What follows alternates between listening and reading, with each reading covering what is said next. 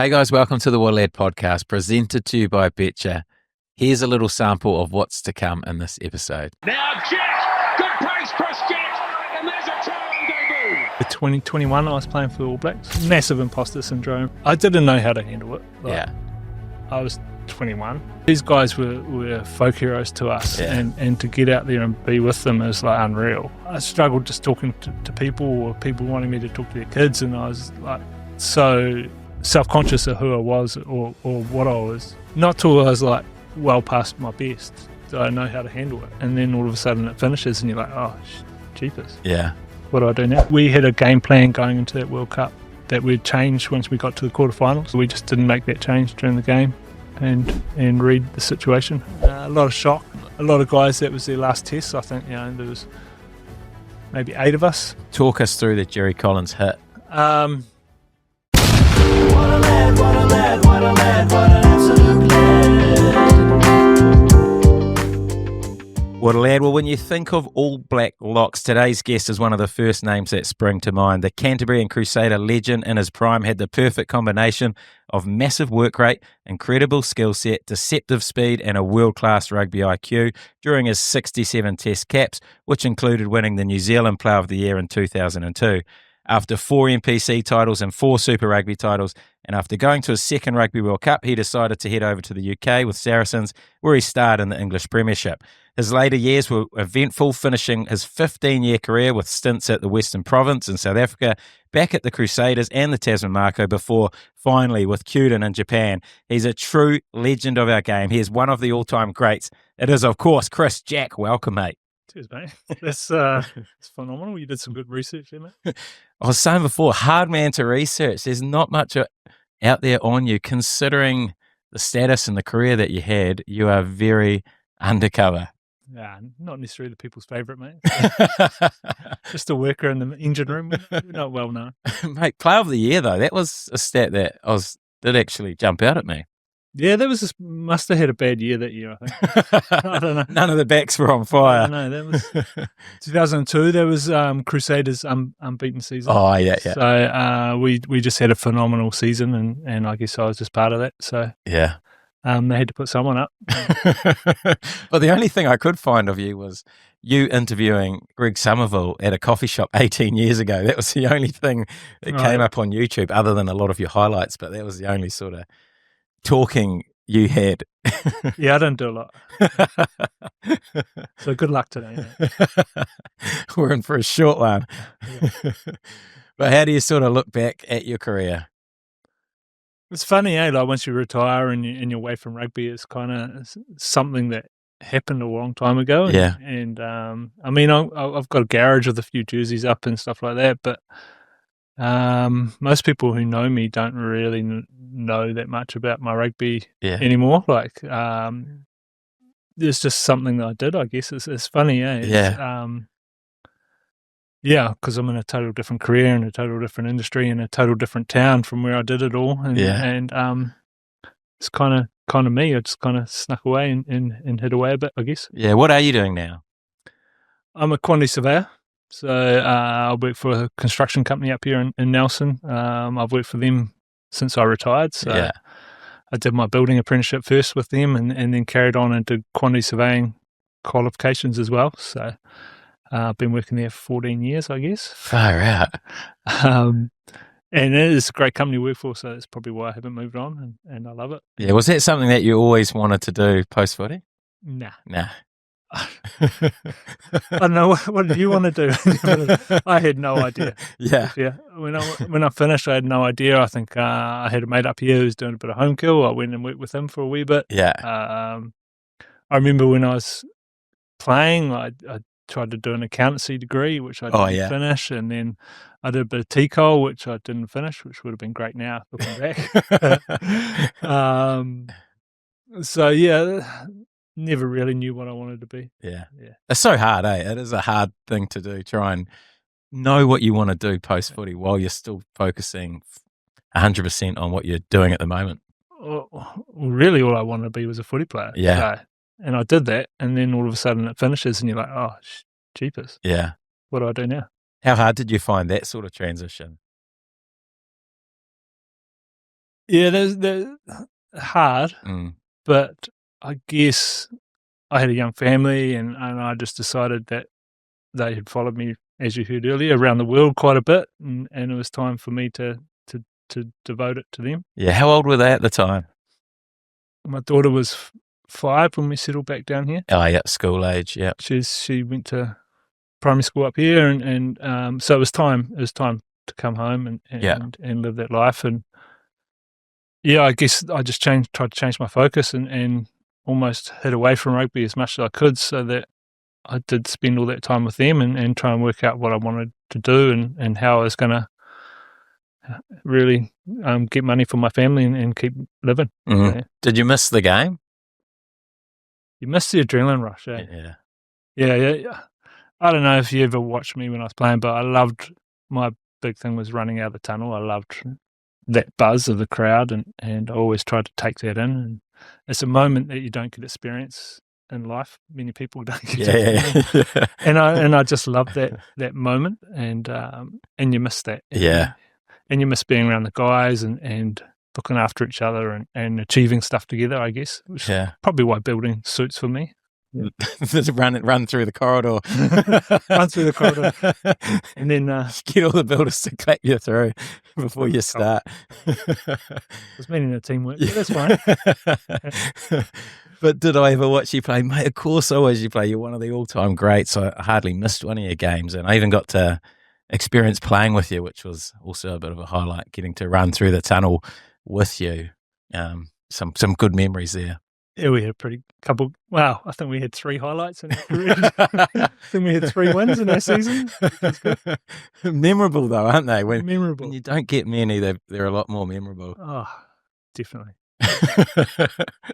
Is your body good? Like, was that a part of your retirement call, or no? Your body was still good to go because you got to about what 36, 7, 35. So decent stuff. Got to that point where I loved training. I always loved it. I loved the competitiveness. I loved all of that. And the day I stopped enjoying it was the day I went, rightio, this is coming to an end. Oh yeah. I was in Japan. We were doing down ups. It was stinking hot. It was probably 35, 36 degrees and ridiculously hot, and doing down ups, and I just couldn't do that. Like my knees were just saying nah. And I was like, right, it's time. I'll finish out the season and that'll be it. Yeah, Japan's a real good place to test whether you still want to play the game or not. Eh? Yeah. Mine was basically the same, but with my hip. But same thing, down ups, like run to every line, do a down up, back to the line, down. And geez, I was just like, no, why am I doing this? Yeah, I think my last game really sewed it up for me. I think we lost 105-5. And it was like, okay, we're done here. Why did you go to Japan? Why did we go to Japan? We sort of travelled and been to UK, which we loved living in UK. The rugby, I really fell out of love of rugby while I was over there. Oh, yeah. Then came back to the Crusaders in Tasman and fell in love with it again. Why did we go to Japan? It's just I still had a bit more to go, and there was better players probably at the Crusaders by that stage, like Sam Whitelock was coming through, and Luke Romano, and Brad Thorne was still about, and I felt like I was probably holding a couple of those boys back. So it was time for me to go, and it was a great family life. I mean. Yeah, Japan, where we were in Japan was awesome. We were an amateur club. We trained at nights and spent the whole day with the family, and it was pretty special times, eh? Div 2, was it? Started in Div 2. Yeah. I mean, our first season we had to win 2 games, and we'd achieved everything we needed to. Yeah. And we did that, and we went up to top tier. And then again, we only had to win 2 games, and we'd achieved our season, which we did. We did the week before we lost 105 now. So, hence why things went the way they did. But, loved it. Absolutely loved it. You're in Fukuoka, eh? Yeah. Yeah. Beautiful part of. Pretty cool, eh? Like it's a city probably the size of Christchurch with 3 million people in it, but it's just you could almost live a Kiwi lifestyle there. Yeah. It's pretty cool. Beaches and parks, and you could drive around and it wasn't too complicated. And there weren't a lot of foreigners there, so you're still treated quite specially. My son was blonde with blue eyes, so the preschool teachers loved him. So all those sorts of things were outstanding. I remember that too. You go down the mall and it's like you've got a famous kid, like a movie star. Yeah. Like everyone wants to get photos with the blonde, blue-eyed boy. Yeah, exactly. Cool. And you would have been so much taller than everyone else too. They would have been wanting photos with you. Yeah, my wife used to walk about 5 meters behind me just to watch their reactions after they walked past me. So yeah, it's pretty cool down there. Oh, it's classic. Well, we're almost going through a journey backwards, but we'll go back to the start of it all. Were you born in Christchurch? Yeah, I was born in Christchurch, so I got 2 older brothers who were born in Southland. Oh yeah. And my family moved up just before I was born, and so I was the only person born in Christchurch in my family. Why'd they move up? Work. Yeah. Work, basically. My dad needed, he was in the wool classing industry, which was no longer industry. Yeah. So he moved up to Christchurch to get work and found work up there, and turned out to be a great place for our family to grow up, really. How much older were your brothers? Graham is 8 years older than me, who played for Crusaders before me. Oh, yeah. And he's the father of Liam, so that's a connection. And then Richard is 6 years, so I think we played maybe 1 or 2 seasons together at Shirley, so it's pretty cool. Yeah. What was it like growing up with 2 older brothers? They didn't hold back, put it that way. Yeah, they were allowed to pick on me, but no one else was. So there's a beauty in that at the same time. So they were pretty rough and tough on me, but then if anybody picked on me, they were in trouble. So they protected me pretty well as well. Oh, that's which is basically, so like when I broke my nose, there's a guy from Linwood broke my nose. When I was 18, I was playing senior club rugby, got my nose broken, and then my 2 brothers just spent the rest of the day hunting that guy down. Oh, really? Yeah. How did he break your nose? Playing footy? Yeah, I was carrying the ball. Oh, yeah. He was the first 5, and instead of tackling me, he just decided to hit me in the face. Broke my nose. Did they get him? I think so. His name was Sam Jack, actually, which is kind of surprising. Yeah. Battle of the Jacks. And was it always footy for you? Like, did you always love footy? For me, I had no choice. Like, I was the youngest, and my brothers, I would go watch them play. You know, like they were playing first 15 when I was 10, or so I just got carried along to watch. I played football for quite a long time until I was sort of 11, I guess. Oh, true. Yeah. Is that where the big left foot came from? Yeah, potentially. Were you any good at football? I wasn't bad left winger. If I wasn't a rugby player, I would have loved to have been a 3rd string keeper for a English Premiership. You know that guy who never plays, trains, been outstanding. But I was only good. No, not really. Let's be honest. Yeah, 6'7". I'm never going to be good at football. What about basketball or sports like that, where the taller guys are generally shoulder tapped? Yeah. So because of my 2 older brothers have been through the school system, and my oldest, who is, I hope he doesn't listen to this, but was probably the most intelligent,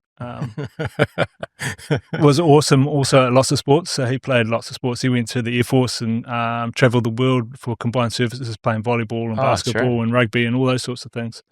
But he never passed his schooling. Oh. And my mum got quite like, radio, this ain't happening again. So the other 2 of us were only allowed to choose a sport. Oh, really? That was it. There was no summer sport, only winter sport. Oh, really? And the summer you had to spend devoted to your study? Oh, no, because summer we got shipped down to the farm. Oh, yeah. So there's no point trying to play a sport over summer. True. So what would you do down on the farm? So my family, my nana and granddad had a farm down in Catlin's area. Yeah.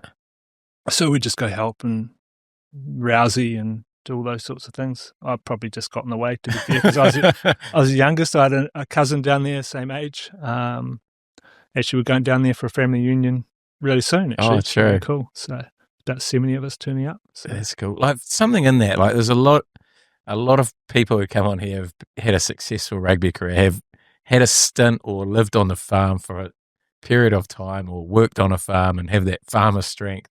There's something in it. I wouldn't say I head famous. I'm not claiming that. I'm giving it to you. Definitely a townie. But you saw people work on a farm. Yeah, I saw people work on a farm. You saw people do hard work. Yeah. So when you had to make a decision on the sport, you chose rugby. Yeah, it's kind of where it went. Yeah. My brothers were playing, and I just followed along, and then gave it a go one day, and enjoyed it and loved it. Made mates in my first team that are still went right through school with, that are still really good mates. That probably email questions into this, to be honest. It's been pretty phenomenal what rugby's given me friendship wise. Yeah, it is a cool part of it. And were you always tall? Like, was from a young age, were you always? I was always tall? above average. Yeah. Yeah. Started my career as a second five. Did you? Second five fullback. Left foot second five with the skill set. And the captain at the time was the first five, and then we went on to play senior rugby together. He became the hooker, and I became the hooker in the lock. So we kept that combination. Were you Christchurch boys? No. Shirley boys. Oh, Shirley boys. Oh, were you? Oh, true. Yeah. What was it like there? Because that obviously wasn't a traditional rugby school. No, definitely not. I think Shirley Boys is well known for, at that time was well known for its cricketers. Like there's Astles and McMillans and Paps and those sorts of guys coming through. It was not known for rugby at all. So we definitely had a chip on our shoulder. We were angry little buggers. Did you play down there? Oh, I remember playing at Shirley. Yeah. So we had a swamp basically. So we used to have a half decent forward pack.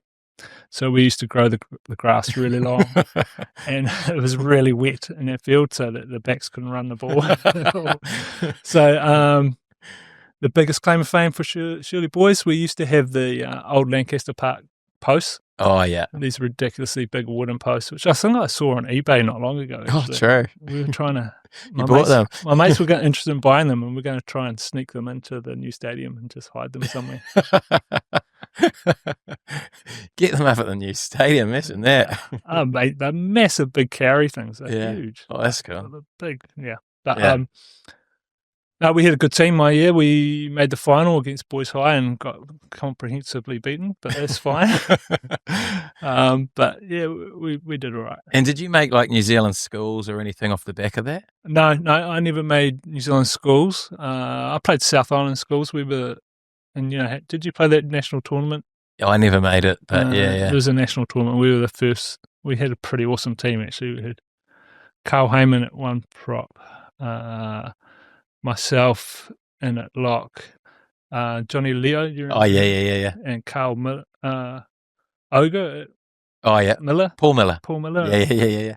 So we had this huge four pack, and then we had Nathan Major in the centres. Oh yeah. So we'd basically throw the ball to him, he'd run it up, and then our four-pack would maul it. And then we had this guy from Ashburton, I can't remember his name, but he could kick goals from 60. So just squeezing teams at a young age. Yeah. So we were the first Southern team to ever win the national comp. Oh, true. Now, I don't know if they've done it again since, but it's pretty cool. Not sure either. But you didn't make New Zealand, but you must have been picked up somewhere. Who picked you up? Because you were pretty quickly straight into that Canterbury side. Yeah, I played New Zealand 19s a year after that. Oh, yeah.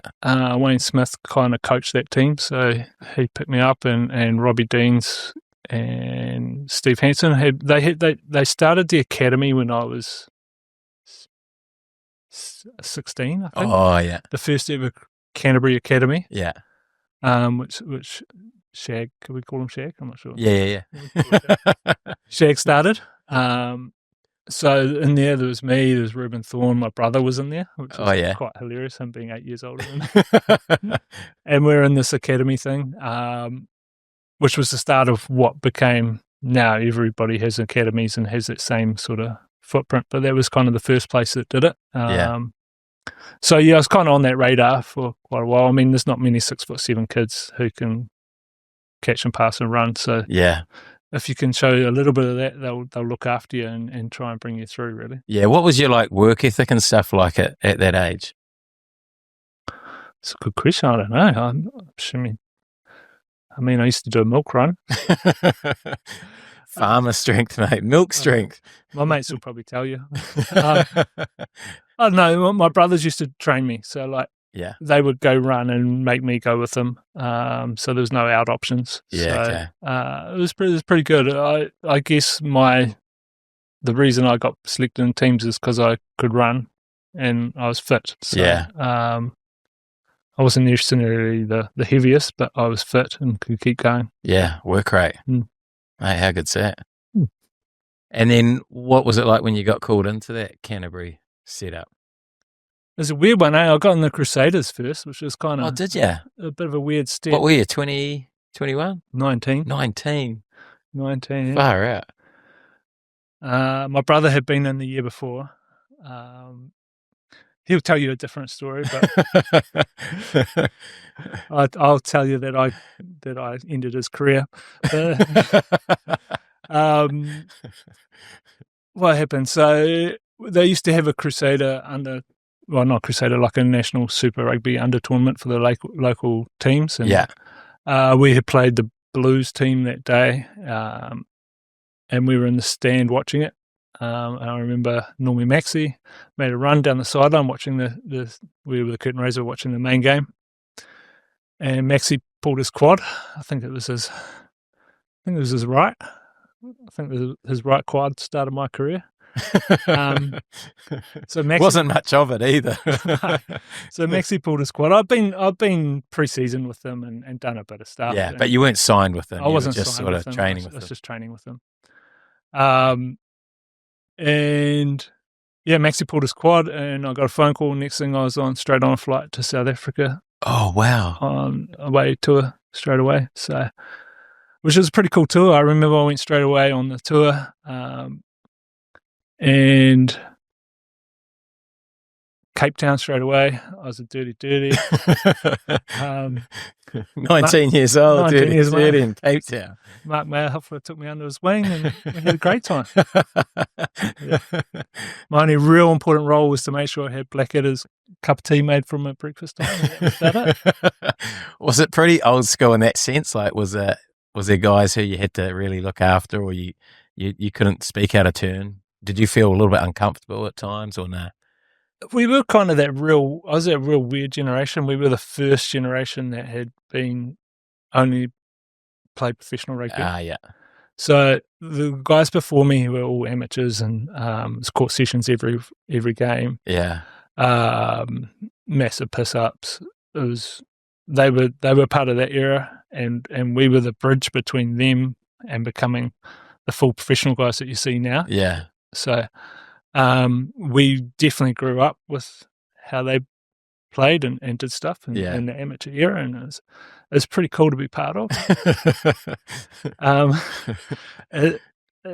mean, it's not really like, you know me reasonably well. I'm not a big drinker. I'm a pretty quiet kind of fella.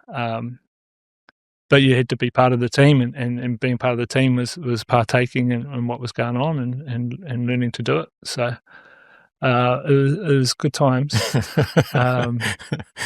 Rugby was the reason for having fun. Yeah.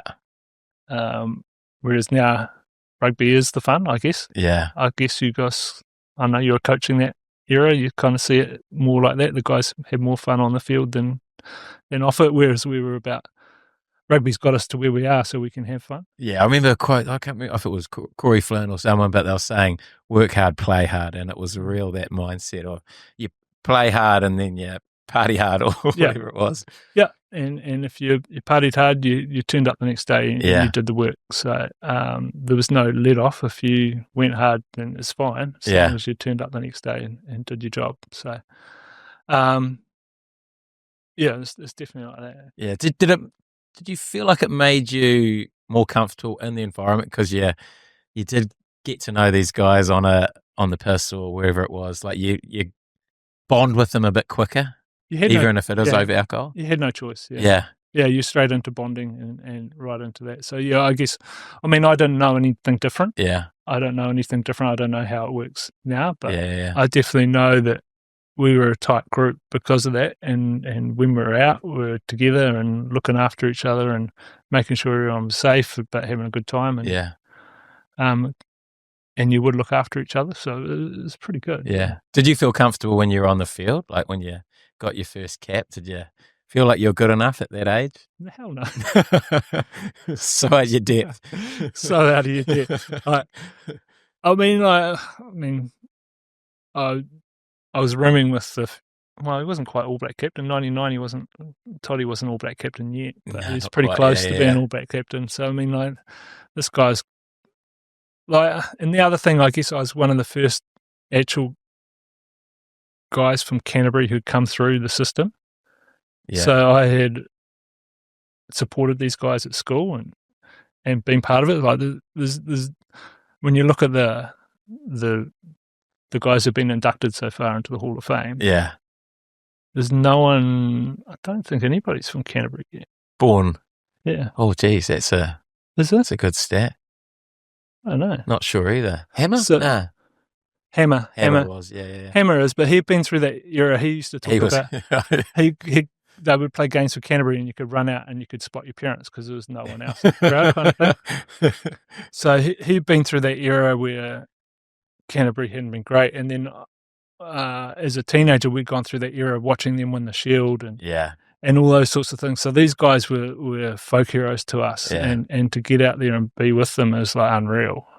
Rooming with Toddy. I mean, my mates who probably listen to this would remember we went to the Shield game, and one of my best memories of rugby growing up was we went to the Canterbury Otago Shield game where David Latter gave away the penalty in the last minute. Oh, yeah. And we were at school. Afterwards, we ran on the field. It was awesome. And my favourite memory was the fact that I got on and touched Mike Brewer. Oh, yeah. Good game, Mike Brewer. And then that was cool, but the coolest thing was he turned around and then told me to fuck off. And that was the coolest thing about it, you know? So that's the kind of status these guys had to us. Yeah. And to be, a Canterbury lad that's made it through and come into this team and be part of it and see Mertz and Mayo Hoffler and all these guys that were just like figures for us growing up. It was pretty cool. That's so cool. And I guess Toddy always had this presence about him too. I could imagine you at 19 years old rooming with Toddy and just the presence that he had. Oh, Toddy would wake up and he'd go, and that meant you had to have the cup of tea ready. And then Angus Gardner would walk in. I'm like, is he still part of Crusaders? He would walk in and he'd go, there's another cup of tea. It was pretty intense. It's pretty cool. And like right then, like people talk about, so Mark Hammett we talked about earlier. So Mark Hammett used to like to test the young guys when they first came in. Yeah. The hammer test, which basically meant at some stage in your first training he would hit you. Cheap shot or and just see how you react. So mine was I was holding a pad and they were doing a ball draw and he just came over the top and smacked me, and it's like, well, you've got two ways of acting. Either you try and fight him, which I wasn't going to, or you just carry on. And obviously it was the right response because they welcomed me in after that. But the things like that were a bit different. I'm assuming it doesn't get. Not that I've noticed. Not that you noticed. Oh, the dark arts. Did Hammer come up to you after that training and sort of mention that it was a test? Or no, about 6 months. 6 months He later. didn't really talk to me for about 6 months. He threw me the ball at training. I didn't start a lot of games in that season. Maybe I got on for a couple, and but he didn't really talk to me, and I was like, shit, this guy's scary. And then all of a sudden, best mates, and too easy. So, once you've earned his respect. Yeah, so you just had to earn the respect. Yeah. That's it. Oh, that's cool. Interesting. And because you made everything really quick. It wasn't much longer you were an All Black. Yeah, so I guess 2 years later? I played in New Zealand A tour end of that year. Mm-hmm. New Zealand Colts, New Zealand A, that sort of stuff. And then, 2021, I was playing for All Blacks. What was that like? Same feeling. Massive imposter syndrome. Yeah. Just weird. Weird. How'd you find out back then? Funny one. So my Aunt Jennifer, who might also be listening to that. So how you found out? They announced it on the radio. So I was doing a mental skills seminar at the time. I think it might even be with Gilbert. Oh yeah. Taking us. And then afterwards, and while we're in there, they announced the team. We didn't know that. Oh, I'll go back a step because they've done it a couple of different ways. Before that, they would announce it like after a final, and then you fly in, and they would tell the guys on the plane who got in, and there'd be a few guys who did it. For real thing, like I can vividly remember that after the 2000 final over, and because I wasn't there yet. Yeah. 2000 final over in Canberra, we got back on the plane. Oh, that's right. Yeah. And they announced like Leon McDonald first got in, and it's like, wow, this is massive. This is really cool. And yeah. I think Greg Feek was over the side, not in the team. Oh, it's true. So it was really harsh, but at the same time, and then obviously we just won the final, so we were about to go meet our crowd, meet our fans, and epic sort of stuff was about to happen. But yeah. But then, so this time I was in this mental skills thing. So that must have been 2001, and Crusaders had a crap season that year, I think. Yeah, we were rubbish. Where'd you get? Maybe fifth or something. Oh, yeah. Which was weird for us. That's like the only time we didn't make the finals. During your career with the Crusaders? Oh, far out. Yeah, I think that's the only time we didn't make the semi-finals or quarterfinals. So, yeah, I did this mental skills thing. And then I got back in my car. I had a HJ Kingswood at the time, like a real old. I think I spent $400 buying it. Crappy thing. And my phone. We used to leave your phones those days. You didn't really carry them with you. Yeah. It was in my glove box. So I checked, and there was a machine, a message on my answer machine from my auntie telling me I made the All Blacks. So oh, far out. that's how I found out. And then after that, we went around there's a really cool photo at my parents' place of me with my brothers and my parents. Yeah. On that day, we all got around together, and then we went around to my brother's place. All my mates came around, and then next thing, media started turning up. So it was really weird. Turned up to your house? Turned up to my brother's house, yeah. Oh, crazy. Because my mum and dad didn't want to have it at their house. So we went to my brother's house, and we had the media, and my mates were in the background on the piss because they were excited. It was pretty cool. So my flatmates, I was flatting with 3 other guys from Shirley Boys at the time. Yeah. They were all there. It's pretty cool, yeah. Had anyone from the All Blacks contacted you? No. No. So that's crazy, eh? So I knew I was in the All Blacks, but I didn't know anything else. Who was coaching at the time? What? Wayne Smith. Oh, yeah.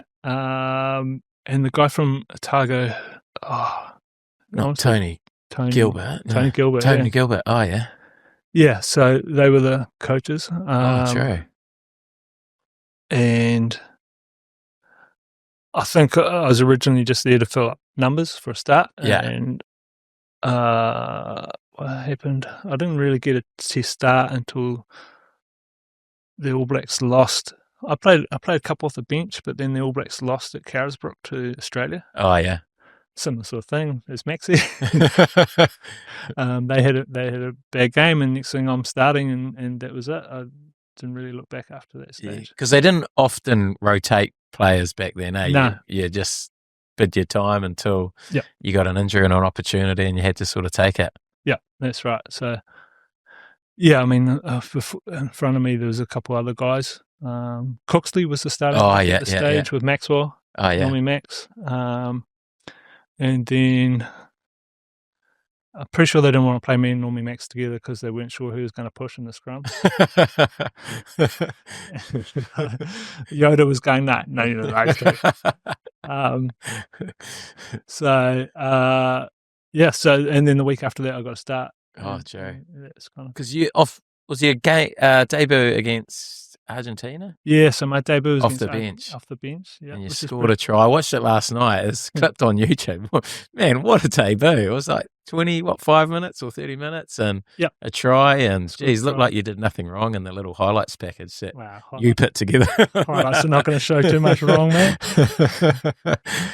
Marshy gave me a little nice inside ball there. Yeah. Ran away, so it was pretty cool. Did you feel like you belonged after that game? No. Nah. No, I remember trying to Argentinians, man. I was trying to hit them as hard as I could on the side of racks, and they were just smacked like you're just like crumbling against these guys. I'm like, holy cow, they all going to be like this? Yeah. Holy crap! So, yes, it was interesting. So it's just was it the physicality of Test Just footy? the hardness of Yeah. the physicality is like, yeah. But you started the week after, you said. No, a couple of weeks after that. So we went to South Africa and we just won over there. I managed to get on there in Cape Town, which was pretty cool. How were those South African bodies to hit? They were next level. Yeah. It was pretty. So I was on the bench with Mertz. Mertz was on the bench. Tony Brown started it, and for some reason there was it's like they'd hired 40 people just to yell at Mertz the whole game. Was that Poster's fingers episode where you pulled the fingers at the Bulls fans, was it? Yeah, that was pre. Yeah. That's the start of the breaking point. Yeah. And you're just sitting next to him on the bench. Yep. So it was pretty cool. Yeah. Got on for a couple minutes there, which was cool. And then we came back to play Aussie in Carisbrook. And I was a bit crook at the start of the week, so I spent a bit of week in the bed and didn't end up on the bench or anything. And they had a shocker and lost their first ever test at Carisbrook to Australia. Oh, yeah. And that was the start of me. So, yeah. So you got your opportunity and you took it and... Yeah, so the weeks later I got told I was starting. It was pretty cool, actually. It's intense. It's like playing... We played at Eden Park. It's was my first start, and it's the first time I hadn't been booed there, so it's pretty immense. Like Eden Park is awesome as a home ground, yeah, unbelievable. Well, some record they've got, they probably still haven't lost since probably those games. Nah, yeah, it's crazy. But it's pretty cool. Intense week, really intense week leading up to that. I think I was rooming with Jonah, and he'd been told, oh, really? He doesn't play well, he's out, so he was on edge. What's he like to room with? Oh, amazing guy. Yeah. Yeah, he'd do anything for you. He's amazing guy. Yeah. He used to have this Volkswagen that had a Porsche engine in it. And he'd let the boys use it. And I drove up once in Wellington. I remember I got to about third gear before the wheels stopped spinning. It was unreal. But, he was awesome. He'd do anything to help. He wouldn't be making you make a cup of tea. Nah, he's brilliant. He tried to give me the double beard. Like, that's the kind of guy he is. Yeah. It's like, well, Jonah, nah. You're good, man. And he was just legend status at the time. Yeah, he's legend status. So, yeah, I was thinking I was rooming with him, and he was on a bit of edge because they were into him about his form at the time, which I didn't know, obviously. Yeah. And then we had the colonel was the manager. Can you remember they used to call a guy colonel? Nah. All Black manager. Yeah, he was an ex-army guy. Oh, yeah. And he always used to make us be clean shaven. True. You couldn't play with a beard. Oh. And then he would present each jersey before a test match. So you're starting jersey. And I remember walking in there for that one, and he was crying. And so 21-year-old kid going to get your first jersey, already shitting yourself, and your manager starts crying. Why was he crying? Oh, it's just like, this is such a special moment for you, and crying about the moment for you. Oh, cool. Yeah. I was just like, holy shit. Was that common, or why did you get the tears? I don't know. I never talked to anybody else about it, because, those are the days where you didn't talk about it. You just go back to the room and wonder. And I was just like, yeah. So I was just absolutely shitting myself. Yeah. But it turned out all right. I really, I was playing against this guy, Mark Andrews, who I really wanted to get. He got me when I was really young. What do you mean, got you? When I was 19, I played against them for the Crusaders, against the Stormers, and I came off the bench and we were in a line-out like this, and he just started laughing at me. Oh, true. Like pointing at me and laughing at me, and then as you did in those days, you like just keep your head down, you ran off to the ruck, and then he just followed me and just absolutely kneed me as best he could. Got me real good. So I was like, that's not going to ever happen again. I'm going to get this bastard. So my first test was against him. So I was like, holy crap. I need to be up for this, need to be ready to go. And I saw a little fight break out, and I went and hit the tall guy, which turned out it wasn't him. Got the wrong guy. It was Victor Matfield I hit. Which my mate's put in actually, Kelsey, thanks, mate. He did a nice little picture for me and put it in a frame and did it up of me. I did get him later. I got Mark Andrews later. How'd you get him? Managed to pull a shirt over his head. Oh, yeah. Give him a couple of quiet ones. So you couldn't even see it. Which is a totally different game to what we play now. So the reason that happened is because I remember before a test match, Maxie always used to talk to me and goes, test matches, mate, no one's going to send you off because they don't want to ruin the game. So you're good. You're good. Do whatever you want. So, okay, I need to get this guy. So, did you get any punishment for it? No. Nah, just a warning. Just play on. Yeah. Just play on at that time. Yeah. How good's that? Well, I don't know. It was a game as it was. So, yeah. Yeah. And post that game, how you feeling? Yeah, pretty good. Yeah. Yeah. Was the pressure of the country? Were you feeling that going into that debut game? Like you feeling like the media? I know there wasn't social media, but the newspapers played. Media a big part. is pretty full on in New Zealand.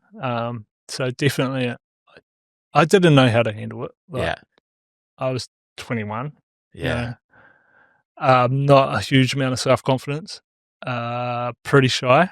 Like I was a rugby player, but I wasn't someone who talked to the media. Yeah. I wasn't someone who I could do it on the rugby field, but if you tried to get me to talk to someone at a bar, I'm useless. Yeah. I'm terrible. So I was a good rugby player. I wasn't anything else. And I struggled. I struggled with people talking to me on the street because I was really shy and I didn't know how to handle that. Yeah. What would you do?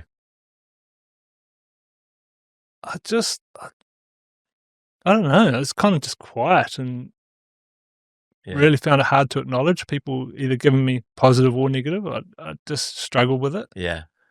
Not till I was like well past my best did I know how to handle it and could have handled it, which is disappointing. Yeah.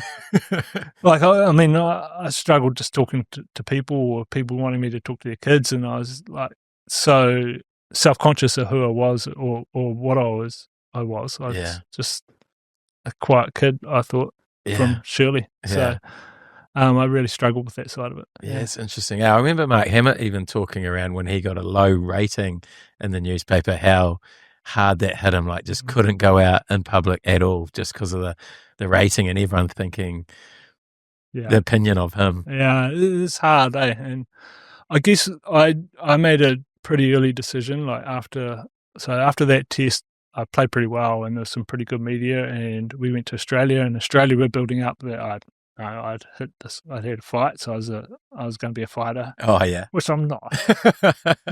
You've just got this new reputation. I've got this reputation that does not fit with me at all. And I remember I played that test, and I struggled. I played all right, I think. I don't know. Yeah. And from that moment, I just went, nah, no good or bad. I'm not reading any of it. Yeah. And just kept away. I know my mum was a big radio sport fan. Oh, yeah, that makes it hard. She used to listen to it a lot. I'm not sure whether she enjoyed it. It's not always balanced on there. So would she pass on the feedback? Oh, probably, yeah. So I just decided, nah. Yeah. Which, no positive or feedback or negative. So just trying to keep it middle ground as much as I could. Yeah. I'm not sure if that comes across whether it's arrogant or not, but it's just how I felt, and that's the only way I could handle it. Yeah, well, I think it's probably the best way to try and stay level, because you can, if you read into your positives or negatives too much, it's dangerous, eh?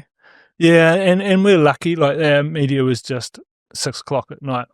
Yeah, every night, and in the newspaper, and on the radio. So we weren't getting it in our phones, in our pockets, all the time. So we could do that. Like, we could keep away from that and hide. So it probably was a lucky time. Yeah, well, you probably should have stayed in the media for another year, because it was 2022, the following year, where you do win Player of the Year, and not 2022, 2002 when you win Player of the Year in the country. So you must have had a massive year that year. Yeah, there's a few good things happen that year. Yeah. The Crusaders were undefeated, so that was the year where we were just outrageous. Like, things would just happen, and we'd score tries. Was that the Waratahs? It was a Waratahs game. Yeah, that was all time, wasn't it? Yeah, that was pretty crazy. 96-12 or something. Yeah, I feel like we were down early. Well, yeah. I feel like they were in it. Yeah, 12 all, and then all of a sudden it was like 63 at halftime. I felt, I can't remember. It's definitely, we scored 63 at halftime, and we got standing ovation. And I remember going to the change rooms in Deansy, talking to the whole group, and said, "Radio boys, 0-0, let's start again." Everyone sort of looked around and went, "What? We just put 60 on these guys. It's game over." Yeah. So yeah, that was a pretty special season, that season. Yeah. I mean, we scored over 30 points every game. So what made that side so good? It was interesting. Yeah, that side, we had some big names just leave. So there was the first year without Blackadder. Thought Nomi Maxwell might have been injured that year, most of it. I think it just a few new guys stood up that hadn't potentially had the opportunity before. Yeah. I mean, Ruben became captain for the first time. Marshy probably took more control than he already had. And it was just a real group of guys who just wanted to work hard. We came in with a game plan. So the year before, Steve Hansen had brought a game plan into NPC, which the Canterbury team had done and won the NPC quite easily with. Oh, yeah. And we implemented that into the Super Rugby, which is... Was that the 2-4-2 shape, or was that the invention of that? It was the start of the shapes. Yeah, New Zealand Rugby hadn't done shapes before. Like, we had watched... like, the Brumbies had done shapes for years, but that was probably the first team to do shapes. Like, we'd always had defense. We'd always learnt our defense off the Broncos and done that. But this was the first year where we brought in shape. Yeah. And just the speed that we played with, no one could keep up with it, or we'd just run people into the ground. Yeah, I just remember you guys going wide to middle to wide and just bending teams to your score, basically. Yeah, and we had special, like Leon, just, man, I've never really watched games, but I stumbled across 2000 and the final. Yeah. And just watching Leon just throw his body at people, it's like, oh my goodness. Yeah. And we had a 4-pack that just wanted to, like, break teams. Yeah. So yeah, a 4-pack were pretty unrelenting, and then a backline that just went hard. So we had a pretty good combo that year. And leadership and, I guess, game IQ, I think, must have been a massive strength of that side too. Yeah, definitely. And you know, you look at the names that probably popped up in that year, like Aaron Major popped up. Yeah. Richie McCaw popped up. Yeah.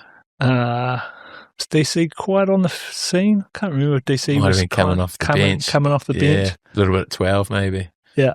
You know, but we still had Mertz. We still had Marshy. Leon McDonald was phenomenal. Caleb Ralph just finished everything. I think Rico was on one wing. He was just amazing. Vuni Baka was just unbelievable. So, like, we had these guys that if we turned over the ball, they were scoring a try. Yeah. And then we had guys who turned over the ball, like Richie, who's just come on the scene. What was he like when he came on the scene? Did you know he was going to be as good as he was? Yeah, he picked that up pretty quick. He passed the hammer test.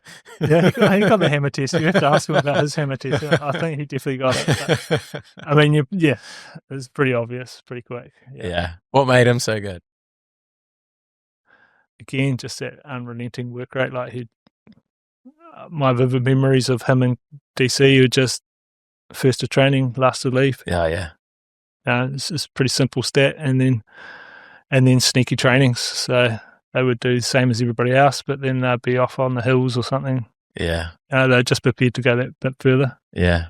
Oh, that's cool. Cool. It was always cool to hear stuff like that. And then the following year was the World Cup, 2003 World Cup in Australia. Yep. What do you remember about that? Tore the ligaments of my ankle. Oh, did you? Going into it? No, so when was that? We played a game against Tonga. I was on the bench. I was doing some lineouts against the starting team. Oh, no. Shout out to Dave Hewitt. He dropped me on his foot. And I tore the ligaments off my ankle. So that was a week before the quarterfinal. Or maybe 5 days before the quarterfinal. So I didn't play the quarterfinal and then played the semi-final. So I think I had 10 days off between tearing all the ligaments off my ankle and playing again. Were you good to go? It was a World Cup. Yeah. You don't know how many you're going to get. Yeah. And, was I good to go? I don't know. You don't look back and think, there's no way I should have played that game. Nah. Nah, definitely not. Nah. So the game I came back was against the George Gregan 4 more years game. Yeah. I don't know. We tried our best. We were outsmarted. I mean, there was an intercept. Really, was the difference. Yeah. Like if he didn't catch the intercept and we scored in the corner, then it's opposite way around, isn't it? Yeah, small margins. Small margins. Yeah. What was it like coming back from that World Cup? Did you feel? I know you didn't read the media, but you probably felt it no matter what. Your mum would have told you. It was pretty hard. After that game, there was a brawl in the bus. Oh, really? Yeah. The young guys had to go at the back seat. Oh, true. Charged the back. Charged the back. Where were you at this point? I was at the front. Yeah, you were charging it. You were was trying to live up to this reputation. I was watching Jerry and Ma charge it. As I said, it's not really my thing. Well, there are a couple of good candidates. But yeah, you got Case Muse and Carl Hoff down the back there. Defending it too. So, and Hammer. So you already know what he does. So it's kind of a pinnacle moment though. The real leadership of the All Blacks probably changed from there. To be fair, because Jerry got to the back. Well, maybe. But the guys who were on that bus went on to be some of the greatest All Blacks ever, you know. There was Conrad. Not Conrad, sorry, Ma. Yeah. And outstanding. Jerry. Yeah. Richie, DC. Those guys went on to be some of the greatest we ever had. So maybe that was a pivotal moment. Maybe. But then there was still 2007 to go through, so maybe. Yeah. Let's go to that one. What do you remember about that one? What was the difference going in? Did you feel confident? Because am I correct in saying leading into that tournament you were potentially the best All Black team ever? There's quite a difference between the two World Cups. So we went into 2003, we had lost at home to England. We were close to being the best, but England were in great form and they'd come down and beaten us. So they were something different. Probably they had a 4-pack on us. And we then went on and formed with Hansen and Smith and Henry. That coaching group formed a team that was outstanding. Probably should have been one of our greatest teams. We smashed a Lions team. We did a Grand Slam. We pretty much beat everybody. Yeah, undefeated for like 3 years. Felt like it. Well, we lost in there. Yeah. Don't get me wrong. We lost a few in there, and we lost our last game before the World Cup to South Africa, but we were a bit spent before then. And we went into that we were a pretty good team. It was interesting. I had torn my hamstring tendon from from my knee before that Super Rugby season, before that World Cup, and I'm not sure if I would have made it, to be fair. They had a few other locks that they quite liked. So, who was ahead of you at this point?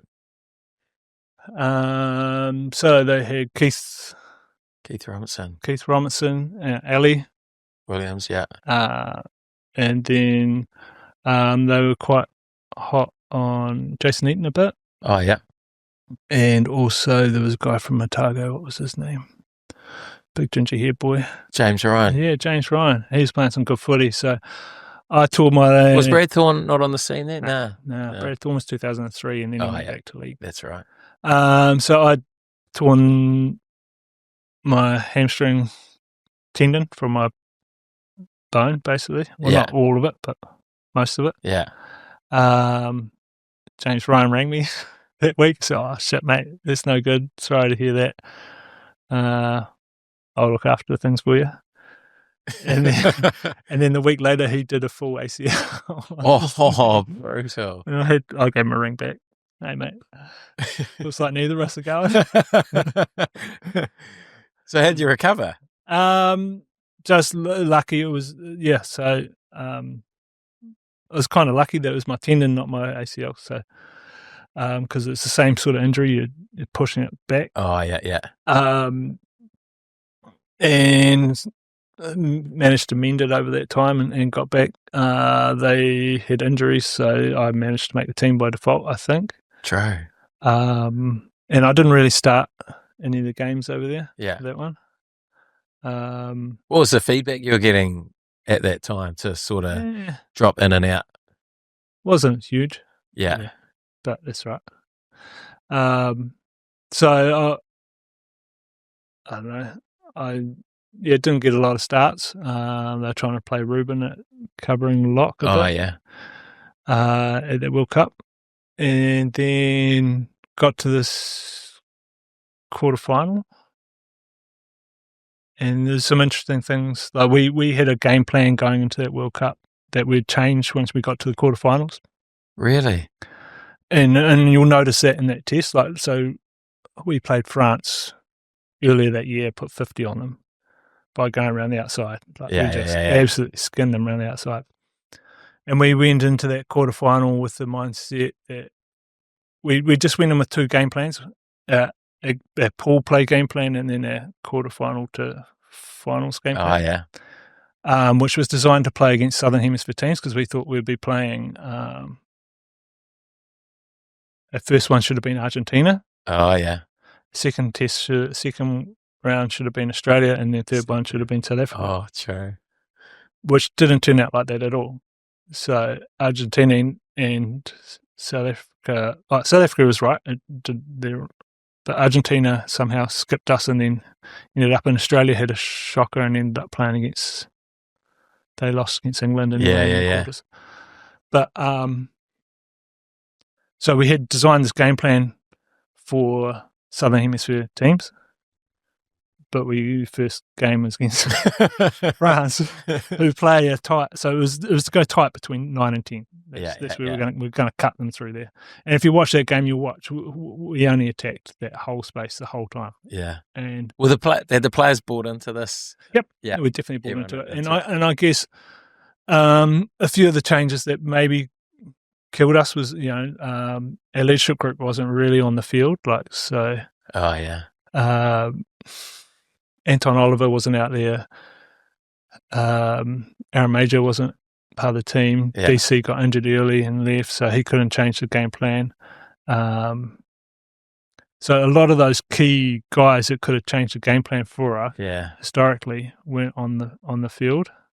So instead of skinning them around where we should have, with City and Joe Rockstoko and Dougie Howlett, we tried to go through the middle, against the Northern Hemisphere team that plays that kind of rugby all the time. So, I guess we just didn't change. I'm sure there's other people written stuff about it, but we just didn't make that change during the game and read the situation. Yeah, it's interesting, like the whole importance of the game drivers or the game management, the leadership group, it's just so important to be able to adapt or even the messages from the coach at halftime or whatever it was. But yeah, and we still got pretty close. Yeah. Like, let's be honest. Yeah. There was a full pass involved that potentially could have got called, and it would have been a totally different story. 100%. Yeah.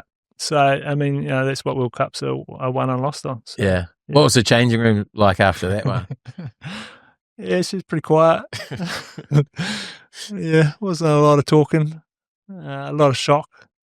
As you'd imagine it. Yeah. Yeah, she's pretty quiet. A lot of guys, that was their last test. I think, there was maybe 8 of us. Yeah. Finishing Yourself included. Myself, yeah.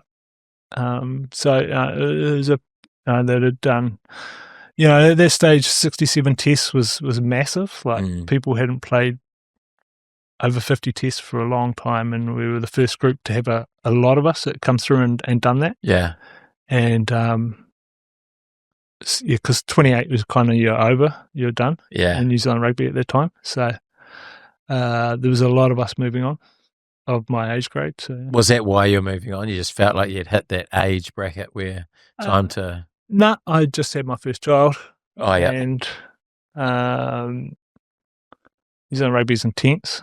A lot of travelling. Like we were going to South Africa 2 or 3 times a year, UK once a year, and Australia 3 or 4 times a year. And when you're in the All Black environment, you weren't actually at home. So you're playing in New Zealand, but you went home. So I was probably spending 5 months away from home. Geez, that's definitely something people take for granted as fans. You don't realise how long these guys are on the road and away from families, away from their kids. Yeah.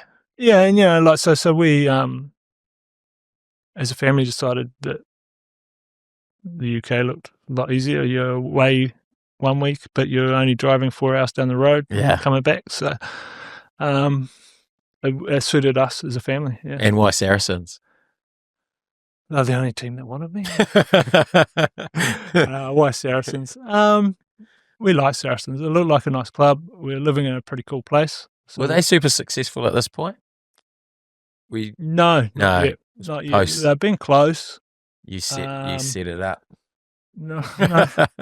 So there was a guy there that owned the club for a long time and still owned it now, I think, but he's had a South African buy-in with him, and that's the change. So that change happened because while I was there, the South African owners came in and bought it out, and I was one of the first players they cut, actually. Oh, really? So that's how I ended up down in South Africa playing. Oh, true. They sent me to another one of their clubs. Oh, far out. Were you still on the books? Yeah. Oh, yeah. Oh, that's crazy. Yeah.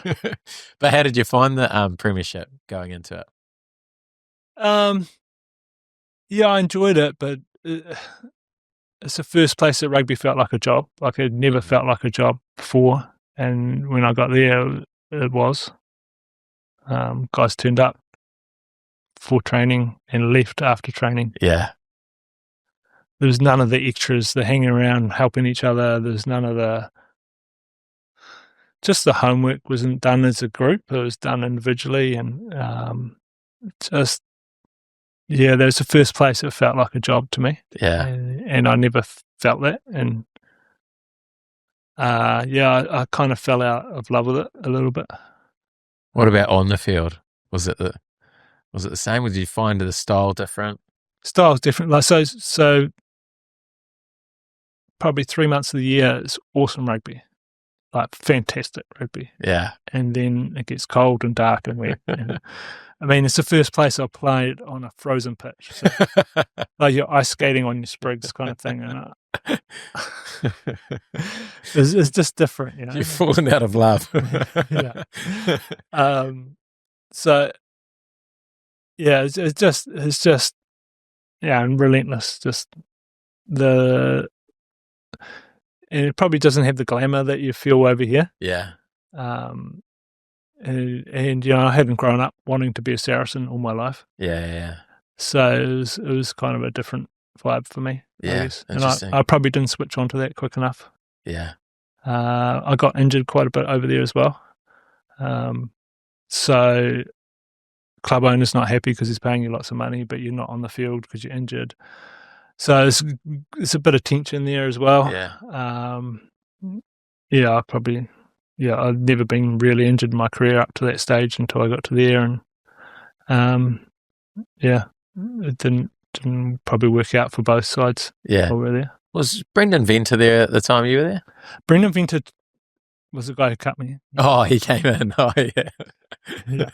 Oh, true. But got your gig down at Western Province. Yeah, so Western Province was owned by the same guy. Yeah, okay. Yeah, and that's where I fell in love with it rugby again, to be fair. I loved it down there. Was that a tough move for you, though, with the kids? So the kids and my wife stayed in London. Oh, did they? Yeah. Oh, and you went down to South Africa by yourself? Yeah. Far out. South Africa's a terrible place to be a man by yourself. Yeah, I bet. But probably worse with young kids. Or did you feel safe? Oh, I was safe. So I lived in a compound and everything. So my wife came down for 10 days and she was like, nah, it's not for me. Yeah, okay. What, because of... I just didn't feel safe. Yeah, she went back up and stayed in London. Did she know anyone in London? Yeah, her best friend was based in London, so it was good. And she had made friends from the couple of years that we've been there, so we were okay. She was okay. So I finished... I did a Curry Cup over there, had a great time. It was awesome. So just any sort of adventures the guys wanted to get on, I could go do because obviously I didn't have any ties at that stage. And I mean, one of the guys lived on a winery, so we used to go out there and hang out a bit. But it was pretty cool. Yeah, I really enjoyed my time there. And they felt like Kiwis, like they wanted to get better at rugby and they wanted to learn and they try the best they could and it was really cool. Frustrating at times because they love a 2-on-1 where they just try and run over someone rather than pass the ball. But I loved it. Yeah, I guess the physicality. Did you notice any part of it? They just love that physicality side of the game. They love the physicality. They love the chat, and it was good. Yeah, I enjoyed. Oh, the banter. Yeah, which I loved that anyway. Yeah, so that's kind of suited me. And was that the same at trainings? Physical trainings? Yeah, but smart. Like Rusty was the coach there. Oh, was he? Time, oh, yeah. So it's kind of cool. What was he like? He was just starting. Like he was the director of rugby again. Like he'd always cloaks and daggers with him, and he always hides behind curtains. But he's the coach, but he's not the coach. Yeah. Kind of thing.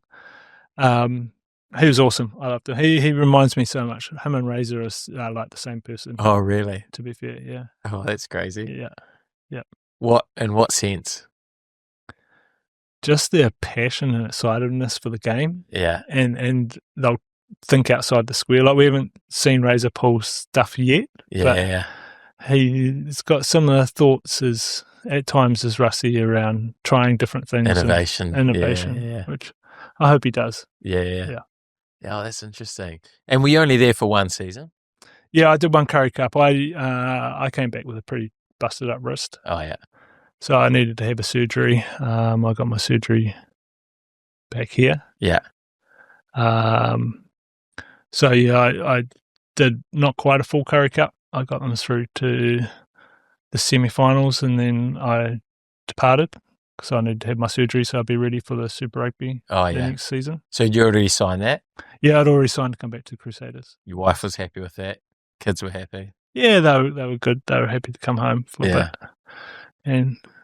And I thought I still had some more rugby to play. Yeah. Was All Blacks involved in that contract? Was it an NZA contract or no?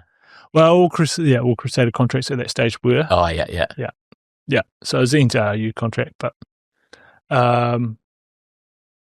did you I wasn't the same player. Did you have ambitions to be an All Black? Was that part of what you wanted to come back 2011 and World Cup was coming up. I'd love to have been part of that, but I was broken. My wrist, I was playing with a splint. I couldn't move my hand. Oh, true, yeah. Couldn't catch with that hand.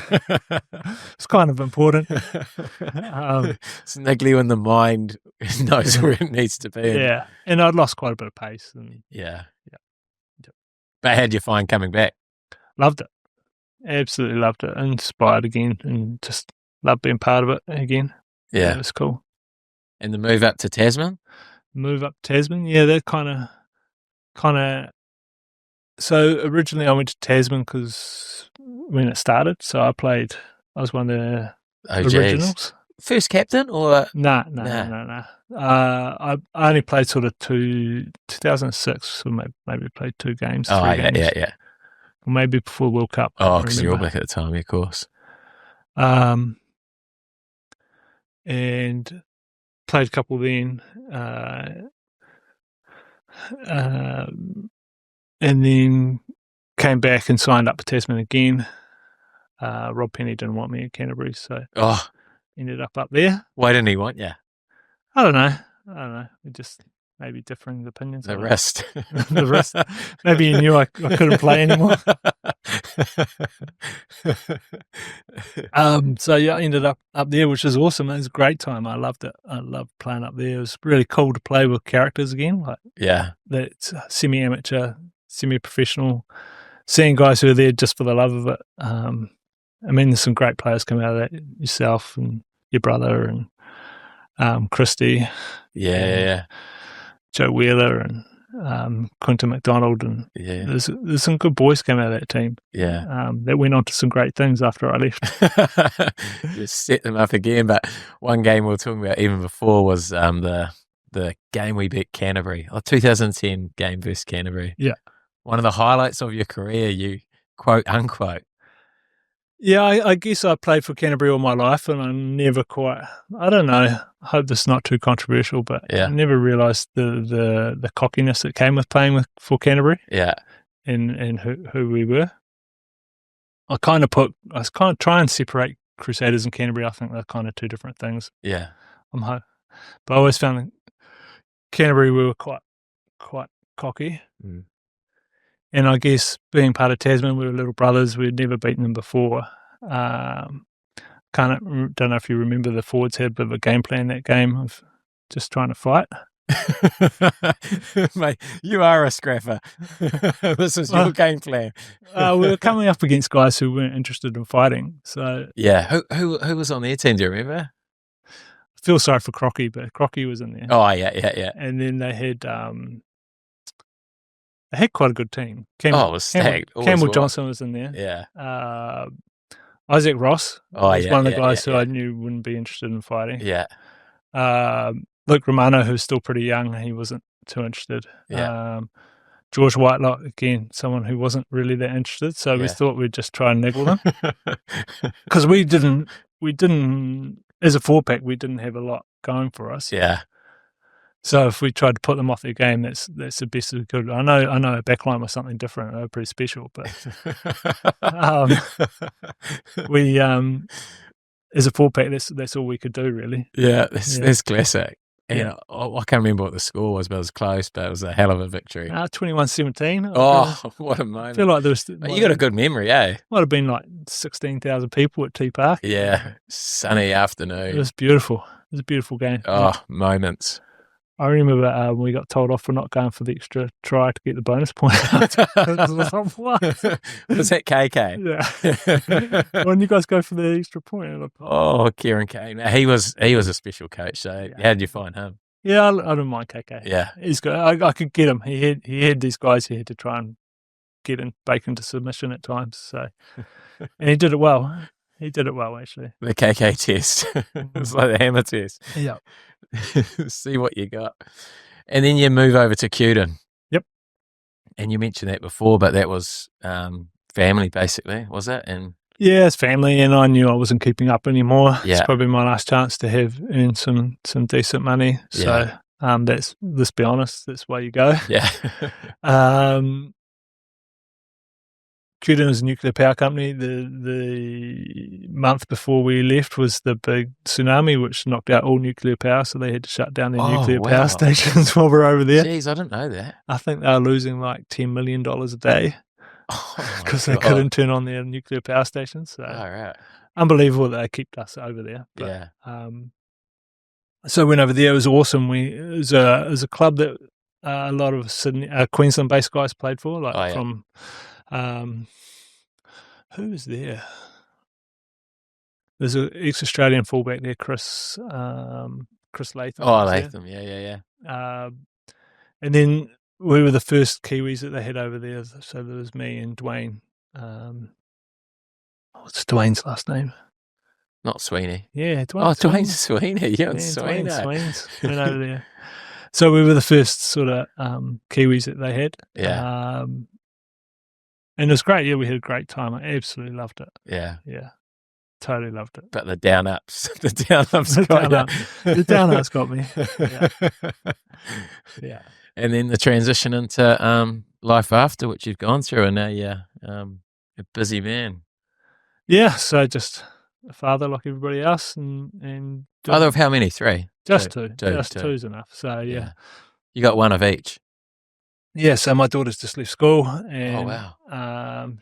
And my son is 16. So yeah. Oh, a couple of years to go, and you're empty nest syndrome. Well, maybe You might go again.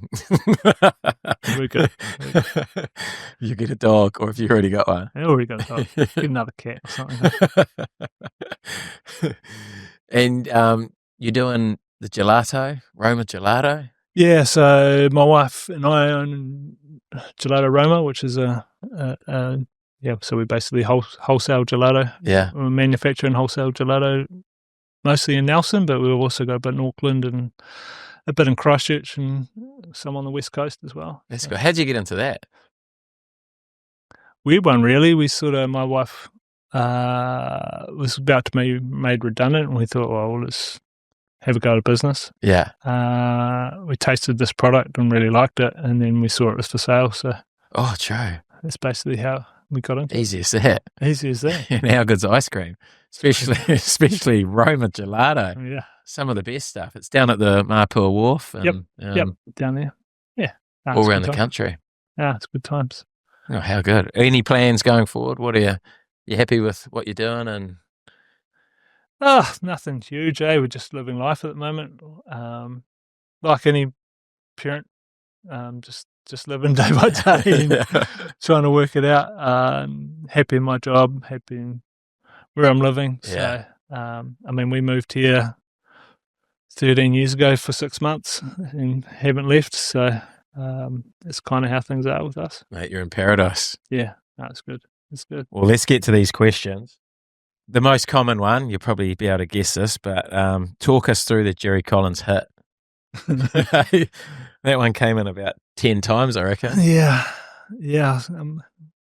To be fair, the first time I saw it was after, when he passed, when I found out he died. And Oh, really? I had never really watched it. You've never gone back And I really watched. never knew anything about it, to be fair. Did you know you'd been hit? Or when did you wake up? I had a couple of really good concussions, and that was one of them. So I was on, I think I was awake and talking to people, but I didn't actually start clicking in that I was talking to people till maybe 5 minutes to go in the game when I was on the sideline. So, yeah. Decent. Yeah, I was decent. So, How was your head? Like, do you feel like you've got any symptoms or issues from anything? Your memory's been good. Pretty fortunate, yeah. Yeah. No, pretty lucky. Haven't got anything really. Yeah. And your body's survived you. Body's okay. Yeah. Yeah. Wrist is all good. Wrist is all good. Yeah. Mate, you've got through well. Yeah. You take that. Yeah, I'll take that. Okay, what's his best Brad Thorne story? This came in a few times as well. Everyone loves a Thorny story. So I only really played with Brad from 2001 to 2003, I guess. Oh, yeah. Crusaders and All Blacks. Yeah. Mm. My best memory was just, I mean, he always monstered stuff in the gym. Yeah. Always just monstering in the gym. Not a good gym partner. He loved to hang out with the Franks brothers in the gym. Oh, yeah. I remember when he first came, we thought we were okay in the gym, and he turned up and goes, to the trainer, I think it was Ash. Yeah. Ash. He's Thorny. Ash, you need to get some bigger dumbbells. What do you mean, mate? Oh, I need 46s. He's no good. So, he was just at the next level for us. Like we were still in that amateur era, and he was full professional. So That's classic. You do his voice well too, actually. Was Arlie Williams starting all the parties? Best Arlie Williams story. There's a couple of questions about Arlie Williams here too. Well, yeah, he's a good man. Me and Mum's quite different. If you've talked to Wams, you'll notice we're quite different people. Very similar, probably playing rugby, but very different people and personalities. Wams is always part of the action. I tried to be fair. Probably I don't have a lot of Wam stories because you weren't there. I wasn't there. I did see him the other day. Well, I was walking past. We were up there when the falling yachting was on. Yeah. We were up there, and I was walking down the wharf with my brothers, and I noticed he was on. There's a big yacht called Ali, and here he was on it. I love Ali. He's a great man. But yeah, I don't have great stories from him. I imagine there's some good ones came after 2011 World Cup. Yeah, I bet. Yeah. Interesting though, like the dynamic of like even Ali, yourself, and Brad Thorne, like all very different characters and personalities, but all worked so well together. Yeah, it is. Like you go right back to me and Maxie. Yeah, Maxie as well. Yeah, throw him in the mix. Like, yeah. Maxie's probably got better stories than Ali. He's got great stories. So. Yeah, like just different personality. I was quite quiet and reserved, and Thorny didn't drink a lot, but was loved to be around. Yeah, and those other two boys are just all action. So yeah, what a mix. Okay, how does he manage to be super friendly and a great yarn until someone talks rugby with him? Yeah. We've talked about that already. I struggle with rugby, yeah. Is that even still like you try and avoid rugby chat?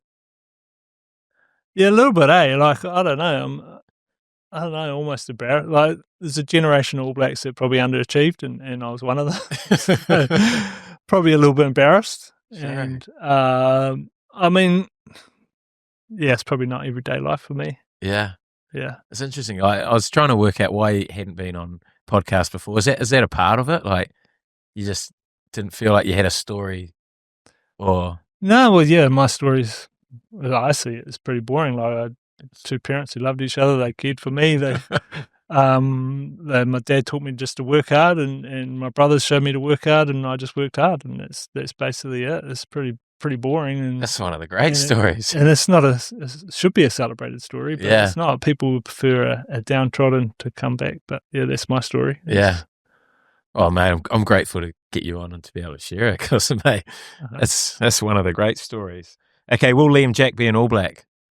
Will Liam Jack be an All Black? Well, it's up to Liam. I think so. I think he's got the talent and he's got the ability. If he can keep his body together. As we said, I've already talked about Maxie getting injured at the start of my career. It's all about luck, really. Yeah. If you can make it and not get injured to that stage, then yeah, definitely he's got a chance. When did you know he was good? First 15, he's watching him at first 15 level. For Christ College, which was a hard pill to swallow, watching him play for Christ College. But yeah, watching him and just the like he's a natural basketballer as well. Yeah. So he's just got the hands and speed and he can read. Yeah. Do you see a bit of you in him? His father would hope not.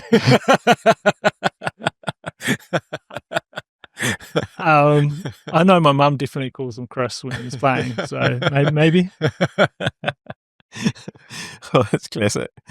Okay, hardest player to play against in New Zealand and then internationally.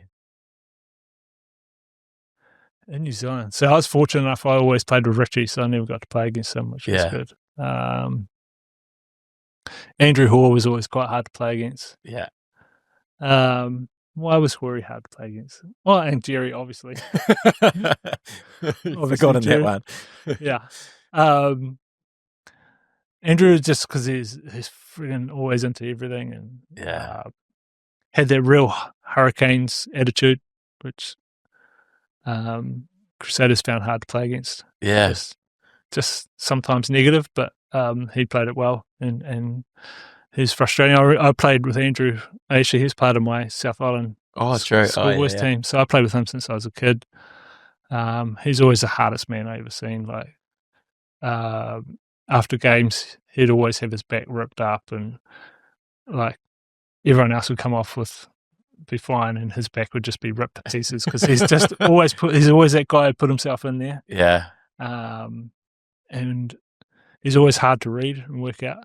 And he, if you ever talk to him, he got really good at the opposition lineouts, and he used to just play those for the Hurricanes. So he did the South African lineouts for the Hurricanes. He got really good at that. So. Old Hoary. Oh, what about internationally? Internationally, I guess we sort of talked about. There's a couple guys probably. We talked about a little bit about Victor. So after that game, Victor and I had quite a go against each other for a long time. Yeah. Were you good mates off the field? Or? Yeah. I mean, Victor, I was quiet, and Victor didn't speak a lot of English, so we didn't talk a lot. Yeah. I imagine he's a really good guy, but I was just shy. Yeah. We've seen each other after games, and we always catch up. So it's good. Mark Andrews, obviously, we talked about as well. And then there's Justin Harrison for Australia, who I always used to have great battles with, and used to be quite mouthy, which was good. So we both had halfbacks who we liked to try and protect at the times. Yeah. So, I had Marshy who would mouth off, and Marshy could fight for himself, so he's probably pretty good, but you'd always be there backing him up. And then he had Gregan, so those two would be going at each other, and then we'd have to be in the background going at each other. So, it's classic, eh? Best stories from his time playing for Western Province. Ooh, best times. Yes, so we sort of talked about it already, but Western Province, I got to play some great players like Francois Lowe. And Dwayne Van Newland were playing there at the time. They were just young fellas, so to watch those guys play was pretty cool. Yeah. Best, I don't know. It's just a great place. Yeah. I love. So back up the story. So as a young fellow, I went to South Africa with a New Zealand under-21s team. Oh yeah. I had a gun pulled on me and freaked me out. So. Oh bullshit! Jeez, we skipped that one. So, where were you? Did you just go out? We were at a nightclub where I was a bit drunk. Dougie Harlett and stuff were there. There's a phone party. They used to have phone parties in the late 90s. And I got kicked out by the bouncers, and I was like, right, I need to tell the guys I'm leaving. And went to go back up and tell them, and the bouncer just pulled a gun and said, nah, get out of here. Oh, the bouncer pulled a gun? A bouncer pulled a gun. And then I got out, and luckily there was a taxi at the bottom, and I got in a taxi. The next day, we're catching up for the rest of the Australian team and stuff, and they had been kicked out as well. But they had got into a fight down the bottom. A few of them had been stabbed and stuff. So it was pretty far out. It was pretty full on. So I was fortunate. Yeah. So it kind of freaked me out a little bit. So from the age of sort of 19 through to 30, I didn't really go out of the hotel too much. Yeah. South Africa, unless I was with the team. Other than your first trip away with the dirties. Yeah, but I was always, always in a group. Yeah. Always in the group, and made sure I was always in a group and pretty well protected. So going back to South Africa was a bit freaky. To live by yourself. And then, just being there and with those guys just opened my eyes to what a great place it is. Yeah. And I loved it. We played in some pretty ranked places in South Africa, and just had a great time. So, they love their footy over there, though. They love their footy. Greatest thing about it, after games, so after a game, a South African fan will, before a game, they'll want to kill you. They'll do anything to get you. And then after a game, they'll do anything to be your best mate. Yeah. It's just unreal, just the switch. And so after a game, you walk around, they'll be having braais out in the grounds, and you walk around, they'll be giving you beers, and you'll have some of their food, and you'll talk with them, and catch up with the opposition while you're doing it, and you just walk around with the fans. It's such a different atmosphere. They do it so well. There's such a cool way they do it, eh? And they can because of the weather, and they've got the facilities. So it's just such a cool way of doing things. Were you hating that, though, going around talking to fans, talking footy, or by this point you're a bit more comfortable talking? Well, you were in the group with the rest of the boys at the time, so you always made sure I had people with me to talk on my behalf because I was too scared. Yeah. Okay, how did he get into building? Yeah, how did I get into building? Both my brother and my father had been in the building industry. Oh, yeah. And they've done, well, my brother especially has done extremely well with it. So I don't know, I just gave it a go, really. Yeah. See if I enjoyed it, and I did. The whole teamwork thing, I guess, captured me, and I enjoyed that. So yeah, it was good. Easy as. Okay. Did you work on your kicking game to put that left foot beauty in versus Australia? Oh, jeepers. You bring back that one. Right. Everyone remembers it. Yeah. To be fair, like I kicked once for my first 15. My mates will know. Goal kicking. Goal kicking. Oh, did you? I had one shot at goal and went, no, I'm doing that again. I used to do a bit of sideline kicking for my first 15. Oh, yeah. Johnny Els. Yeah.